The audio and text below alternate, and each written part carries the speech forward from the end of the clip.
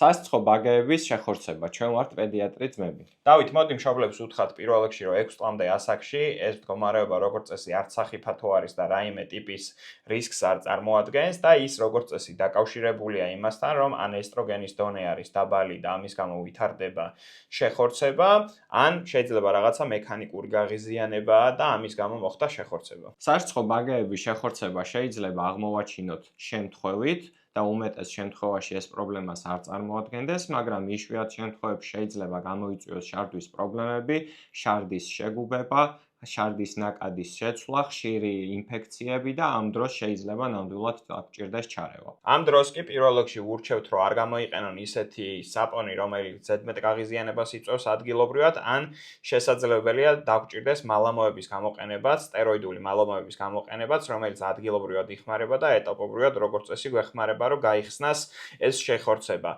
იშვიათ შემთხვევაში კი უკვე მექანიკური გახსნაც სჭირდება ამ ყველაფერს, თუმცა ეს ძალიან იშვიათად ხდება. აგვიწერეთ კომენტარებში თქვენს შვილს თუ აქვს მსგავსი პრობლემა და როგორ მკურნალობთ. კარგად.